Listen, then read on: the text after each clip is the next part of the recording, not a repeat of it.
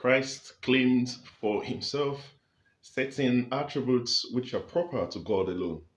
One, he claimed for himself divine power. By his own power, he worked miracles and in return required an act of faith. For example, the curing of the blind man in Matthew 9, verse 18. Power went forth from him and healed all. Luke chapter 6, verse 19. He perceived this power going forth from him. Luke chapter 8, verse 46. He worked miracles in God's name.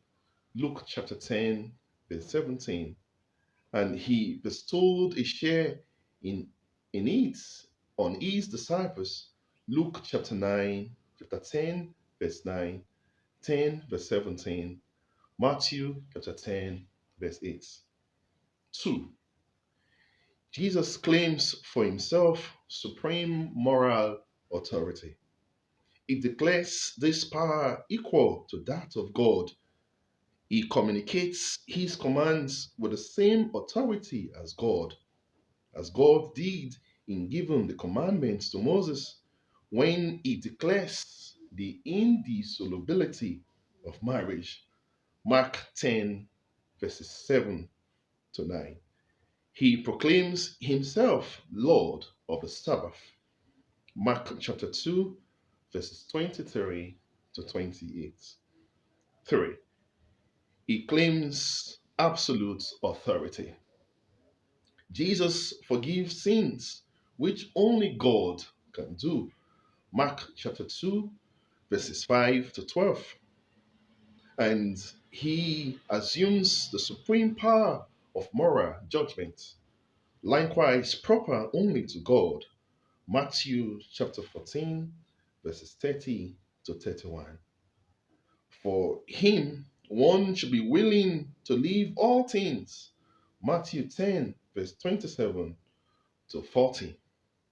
And those who wish to be saved should take up their crosses and follow him.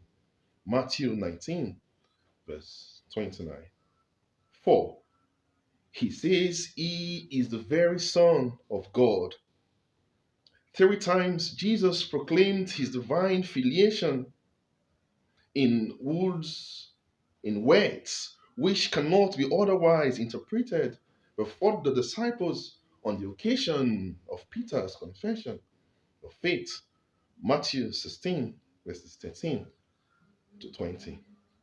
Before the people, when he explains the allegory of the wicked wine dresser, applying it to himself so clearly that the chief priests and the Pharisees perfectly understood him. Matthew 21, verses 33 to 44. Before the Sanhedrin, he is asked a double question. First, is he the Christ, the Messiah promised by the prophets?